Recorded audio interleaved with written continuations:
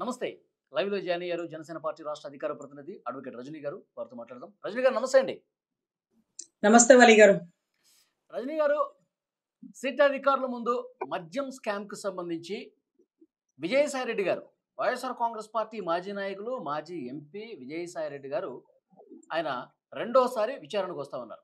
మొదటిసారి మొత్తం రాజకసిరెడ్డే అని చెప్పాడు. మనకు గుర్తుంది. ఇప్పుడు ఈసారి విచారణకి వెళ్ళినప్పుడు పేరు మార్చేస్తాడా? అసలు సూత్రధారి జగన్మోహన్ రెడ్డి అని చెప్పి చెప్పేయబోతున్నాడా? ఏం బాంబు పేలుస్తాడని చెప్పి ఒక టెన్షన్ పట్టుకుందంట వైఎస్ఆర్ కాంగ్రెస్ పార్టీ వాళ్ళకి. ఏం చెప్తారు మేడం? ఎట్లా ఉండబోతుంది రేపటి ఇన్వెస్టిగేషన్? వాలి గారు, ముఖ్యంగా విజయసాయి రెడ్డి గారు చెప్పింది రాసుకోవడానికి, లేకపోతే రాసుకునే వాళ్ళేమి సిట్ వాళ్ళేమి రైటర్లు కాదు, చెప్పేవాడేమి పవన్ కళ్యాణ్ కాదు, రాసుకోరా సాంబా అనగానే రాసేసుకోవడానికి పరిగెట్టుకుంటే ఇదేదో వకీల్ సాబ్ లో సినిమా లాగా, లేకపోతే అదేంటి గబ్బర్ సింగ్ లో అనుకుంటా కదా, సాంబా రాసుకో సాంబా అంటాడు చూడండి. అట్లా సాయన్న చెప్పిన అన్ని రాసుకుంటా పోతే మళ్ళా చిత్రం 2, చిత్రం 3, చిత్రం 4 అవుతాయి. సో సాయన్న ఒకటే గుర్తుపెట్టుకోవాలి, దస్తగిరి లొంగిపోయినాడు, అప్పులోలుగా మారిపోయినాడు అని మీరు అనుకుంటే దస్తగిరికి మీకు నక్కకి నాగలోకి అనుకున్నంత తేడా ఉంది. దస్తగిరి లొంగిపోయినప్పుడు దస్తగిరి ఈ రోజుకి రోడ్ల మీద తిరిగేస్తున్నాడు, శిక్షలు ఏం లేవు, మేము ఎందరో మంది జైలుకి వెళ్ళినామని అనుకుంటే దస్తగిరి చేసే పనే అది, పేమెంట్ తీసుకోవడం వేసేయడం.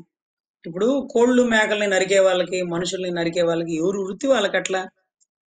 అతనికి కోణం లేదు, కక్ష సాధింపు లేదు. మీరు ₹1,00,00,000 పేమెంట్ ఇస్తానన్నారు, పాపం చంపేశాడు. ఎలా చంపాడు? అతనే ఉన్నాడా? అతన్ని చంపాడని బయటకు వస్తుంది. మరి ఎవరెవరు చంపారు, ఎవరెవరు చంపన్నారు, స్క్రీన్ లో ఎవరెవరు ఉన్నారు? సీసీ కెమెరా లేని ఇల్లు అదే అల్లావుద్దీన్ అద్భుత దీపం లాగా.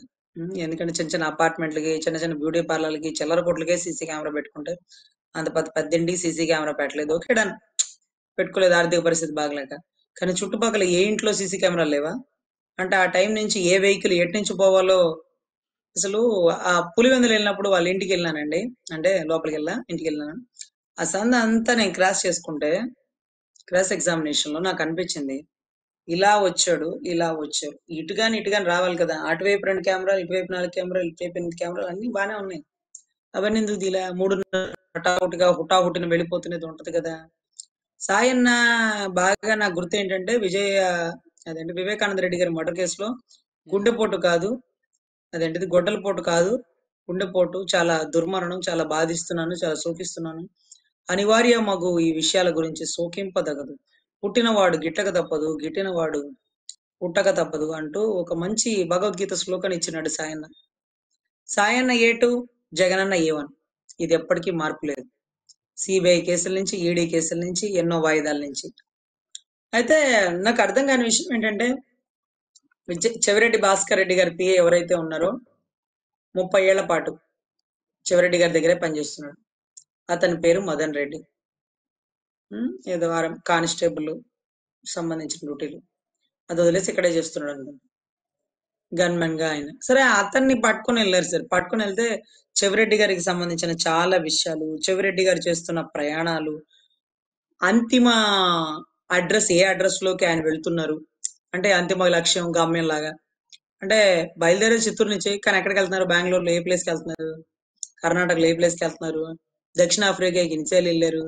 ఆ అబ్బాయి గారి ఫ్రెండ్స్, అంటే చెవిరెడ్డి గారి అబ్బాయి గారి ఫ్రెండ్స్, కోళ్ళ గారి ఫ్రెండ్స్, ఐఐటిలో ఎంతమంది ఉన్నారు, ఐఐటి నుంచి అదేంటది స్టార్టప్ కంపెనీల పేరుతో విదేశాల నుంచి కంపెనీలు వీళ్ళకి ఎందుకు స్పాన్సర్షిప్ చేశారు, వీళ్ళ ఆ కంపెనీలు విదేశాల్లో ఎందుకు పెడుతున్నారు, ఇవన్నీ కూడా వన్ బై వన్ వెలుగులోకి వస్తాయండి. కాకపోతే చెవిరెడ్డి బాగా ఇరికిచ్చేసినాడు సాయన్నని. ఈసారి సాయన్న వచ్చి వాళ్ళదే తప్పు, వీళ్ళదే తప్పు అంటే తమరేం చేస్తున్నారు? చిత్రగుప్తుడిలాగా చెప్పి రాసుకుంటున్నారా? ఎందుకంటే ఒకటే గుర్తుపెట్టుకోండి సార్, చార్టెడ్ అకౌంటెంట్ చదువు ఆయన చదివిన టయానికి చాలా కాంప్లికేటెడ్ ఎడ్యుకేషన్ అండి అది. అంటే ఓ 10 సబ్జెక్టులు ఉంటాయి, ఓడిపోతే అన్ని రాయాలి, అట్లా ఉంటది. ఆ టైంలో ఐగర్ చార్టెడ్ అకౌంటెంట్ అయిపోయారు. ఆ టైంలో సాయన్న పాపం ఫ్రెండ్స్ అందరూ చార్టెడ్ అకౌంటెంట్ విదేశాలకు వెళ్ళిపోయి పెద్ద పెద్ద కంపెనీలు పెట్టారు. సో అంటే ఈయన రాజకీయంలోకి వచ్చా కూడా ఎన్నో డబ్బులు అట్లా ఫ్రెండ్స్ అని, కంపెనీలని అట్లా పంపించాడు. మొన్న మధ్య ఎలక్షన్ కూడా ప్రత్యేక దీవికి, ప్రత్యేక బ్యాంకర్లను కలిసిన దాఖలాలు మీకు గుర్తున్నాయా వలి గారు? అవును మేడం. అదే బానే ఉన్నారే. సడన్‌గా ఎందుకు ఇలా గొడవ అయింది వీళ్ళిద్దరి మధ్య? సగమే బట్టలు ఇప్పుతాను, పూర్తి బట్టలు ఇప్పుతాను అని స్టేట్మెంట్‌ల దాకా వచ్చాడు.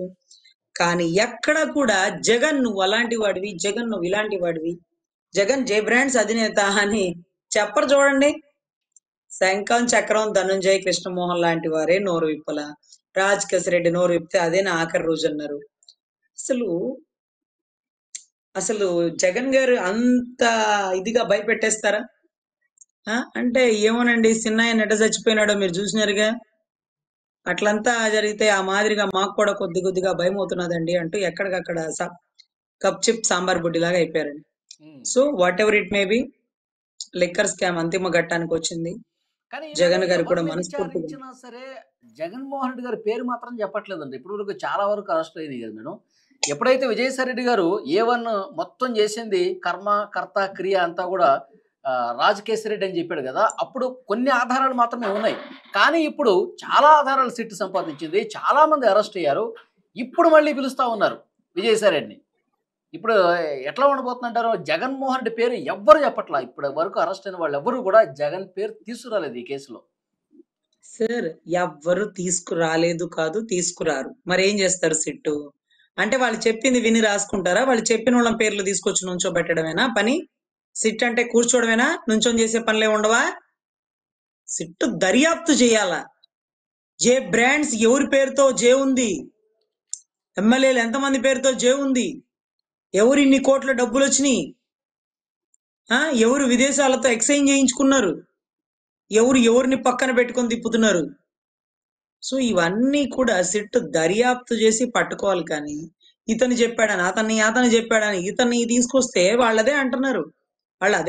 మిథున్ రెడ్డి గారు అంటారు బెయిల్ వేసుకుంటే జడ్జి గారు ఆశ్చర్యపోయారు, ఏమయ్యా ఎఫ్ఐఆర్ లో నీ పేరు లేదు కానీ ఎందుకు కంగారు? లేదండి వాళ్ళు అలాంటి వాళ్ళేనండి, ఎఫ్ఐఆర్ లో నా పేరు పుట్టించకపోయినా సాక్షులతో నా పేరు కూడా చెప్పించి నన్ను కూడా పార్టీగా చేసి నన్ను కూడా లోపలేస్తారు. సో ఇటువంటి పరిస్థితుల్లో మనం ఒకటే గుర్తుపెట్టుకోవాలండి, సిట్ ఏం చేస్తుంది లేకపోతే ఇంకోటి ఏం చేస్తుంది అనేది కాదు. కానీ what ever it may B, అందరికీ రాజు కంటే మొండివాడు గట్టివాడు. రాజు మంచివాడు కానీ మొండివాడు కాదు కదా. మరి జగన్ అన్న మొండివాడు ఏ స్థాయి దాకా వెళ్ళి ఏ స్థాయి నుంచి వెనక తెస్తాడో తెలుసు. సాయన్నకి అల్లుడికి తమ్ముడు అక్కడ లిక్కర్ దాంట్లో ఇరుక్కున్నారు. అంటే సాయన్న తెలివితేటల మీదే వ్యాపారాలు నడుస్తాయి అన్న ఉద్దేశంతో నాన్నగారు చనిపోయిన దగ్గర నుంచి చిన్నాయన గారు గుండెపోటు అని చెప్పే వరకు ఆయన పాత్ర కీలకం. ఇప్పటికిప్పుడు నల్ల జుట్టు ఎండిపోయింది కదా అని తెల్ల జుట్టు వచ్చింది కదా అని దీనికి రంగేయకుండా నేను పెద్దవాడిని, నేను ముసలివాడిని అంటే ఆ పప్పులే ఉడకవండి. పెద్దోడుకో న్యాయం, పేదోడుకో న్యాయం, బాగా తిన్నోడుకో న్యాయం, తిననోడుకో న్యాయం. ఏంటండి తప్పు? ఎవరు చేసినా తప్పే. మీరు తప్పు చేసిండ్రు, మిమ్మల్ని ఎదుగుతారిగా. సాయన్న దగ్గరకు వచ్చింది ఘటాలు. సో ఎనీవే, సుప్రీంకోర్టు నుంచి మా అడ్వకేట్ల సమూహం చెప్పింది మాకేంటంటే, జగన్ గారిని అరెస్ట్ చేసినా ఆయన ముందుగానే ఎలా బయటికి రావాలి, ఎప్పుడు బయటికి రావాలి, కోర్టు వారు ఎప్పుడు బెయిల్ ఇవ్వాలనేది అంతా ముందుగానే రెడీ చేసి పెట్టుకుంటారంట. పెట్టేసుకొని లోపలికి వెళ్ళాక 2 నెలలు అయిందా, ఉన్నీలే 1 నెల ఉన్నాక వెళ్దాం, ఇప్పుడు కంగారు లేదు.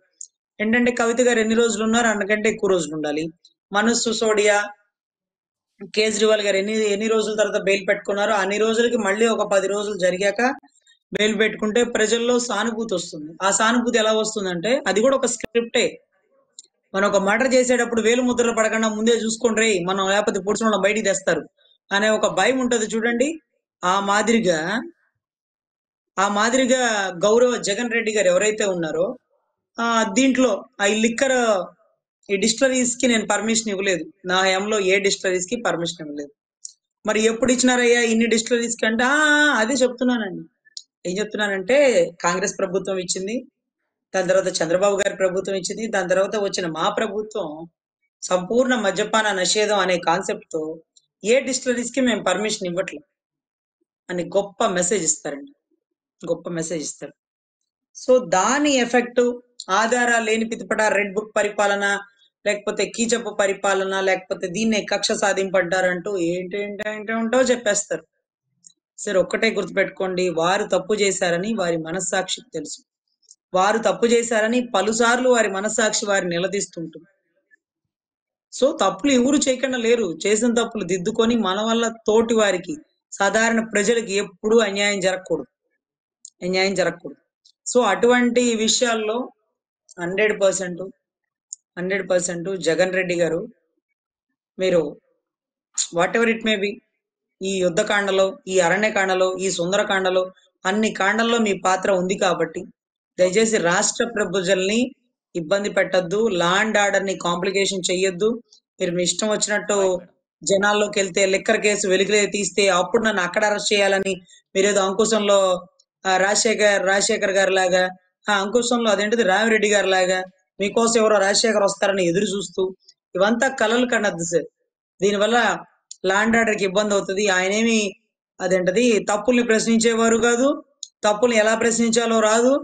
అసలు ఏది తప్పో ఏది ఒప్పో గౌరవ జగన్ రెడ్డి గారికి తెలియదు కాబట్టే గతంలో ఏ రోజు ఆయన ఒక మాట రైతుల గురించి సపోర్ట్ గా మాట్లాడలా, అమరావతి ఉద్యమానికి సంఘీభావం తెలిపలా, అమరావతి ఉద్యమానికి కారకులైన వారు సుప్రీంకోర్టు నుంచి ఎన్నో లక్షల డబ్బులు పెట్టుకొని అడ్వకేట్లను తీసుకొచ్చి కేసు అయితే గెలుస్తారు కానీ న్యాయస్థానాల్లో ప్రజా కోర్టులో ఎప్పటికీ మీరు ముద్దాయిలే. సిన్నాయన ఉంటే ఊరికి బాగా బాగోగుండేదట. ఊర్లో వాళ్ళు చెప్తున్నారండి, పులివెందుల వాళ్ళు. ఉమ్, సిన్నాయన లేని రోజు నుంచి ఈ రోజుకి ఒట్టిపోయింది మా అభివృద్ధి అని కూడా చెప్తున్నారు. ఉమ్, మరి ఏం అభివృద్ధి ఆగిపోయిందో ఏం చేయాలనుకుంటున్నారు? ఏ మెడికల్ కాలేజ్ తీశారో దానికి పర్మిషన్ ఎందుకు అయిపోయిందో ఇవన్నీ కూడా 1 by 1 అన్ని వెలుగులోకి వస్తాయండి. ఎనీవే కూటమిలో సిట్ దర్యాప్తు ఏదైతే ఉందో అది 100% ట్రాన్స్పరెంట్ గా జరుగుతుందనే ఒక మెసేజ్ ను మాత్రం మనం కూటమి రైట్ ప్రభుత్వం మేడం. ద్వారా రాష్ట్ర ప్రజలకు అందించాలి. ఎట్టకేలకి అంతిమ లక్ష్యం జే బ్రాండ్స్ అధినేతని తప్పక పట్టుకోగలరు. ఈసారి సాయన్న చెప్పిన మాటలు ఆధారాలతో నిరూపితం చేపిస్తారు. అదే రకంగా దీని వెనకాల ఎవరున్నారో చెప్పడానికి సంకోచించే వాళ్ళకి చాలా గొప్ప భరోసా ఇచ్చి వారితో నిజాలు చెప్పిస్తారు. ఎందుకంటే వారందరూ పాత్రధారులే, సూత్రధారులే. ఎవరో జగన్ రెడ్డి గారు, అవతల వ్యక్తులు. So anyway what ever it may B రాగల రోజులన్నీ మంచి రోజులుగా భావిద్దాం. రాష్ట్ర అభివృద్ధి పదాన్ని ముందులోకి తీసుకువెళ్దాం. అదే రకంగా ఎన్నో కంపెనీలు ఇక్కడ రావాలి, బిడ్డలు ఇక్కడిక్కడే మంచి ఉద్యోగాలు చేసుకోవాలి. అంతేగాని ప్రభుత్వం ఇచ్చే 15,000 కోసం సంవత్సరం అంతా ఎదురు చూడాల్సిన పని లేదు. మంచి భవిష్యత్తు ఈ స్కిల్ డెవలప్మెంట్ ద్వారా బిడ్డలకి వారే వారి తల్లిదండ్రులకి నెలకి 50,000 60,000 పైచిలకు వర్క్ ఫ్రం హోమ్ ద్వారా ఇవ్వగలుగుతున్నారు. సో ఇవన్నీ ప్రజల్లో మంచి మార్పులు తీసుకొచ్చి సైబరా టవర్స్ ని మించిపోయేలాగా రాజధాని కట్టాలన్నటువంటి దృఢమైన సంకల్పంతో ముందుకు వస్తున్న బాబు గారు లిక్కర్ స్కామ్ లో మోసాలు చేసి కోట్లు దేశాలు దాటిచ్చి క్వాలిటీ లేని లిక్కర్ ఇచ్చి జంగారెడ్డిగూడెంలో ఎంతో మంది ప్రాణాలు పోవడానికి కారణమయ్యి ఈ రోజుకి 1,000 కోట్ల ముడుపులు తీసుకుని లిక్కర్ పాలసీని డిప్యూటీ సీఎం కూడా సంబంధం లేకుండా నారాయణ స్వామి గారి దగ్గర కాకుండా ఇక్కడ హోటల్స్ లో పెట్టినారని, దీనికి కారణమైన వాసుదేవ రెడ్డి గారు ఇంకా ఇక్కడిక్కడే ఉన్నారని, సో ఇవన్నీ వెలుగులోకి తీసుకొచ్చి దీని ద్వారా జరిగిన స్కీములు పెడితే ప్రజల్లో ఆలోచన బిగిన్ అవుతుంది. ఇలాంటి వారిన గత ప్రభుత్వంలో ఎంచుకునింది, ఇలాంటి వారిన ముఖ్యమంత్రి చేసింది, మా తప్పు మేము దిద్దుకుంటాం, ఇంకెప్పుడు ఆ పని చేయమంటూ మళ్ళీ వాళ్ళలో చైతన్యం నింపాలి. అతను చేసిన దుర్మార్గాన్ని మనం చూపించాల్సినటువంటి బాధ్యత మన మీద ఉందండి. యా, చూద్దాం మేడం నెక్స్ట్ ఏం జరగబోతుందో ఈ కేసులో. Thank you very much Rajani గారు. నమస్తే.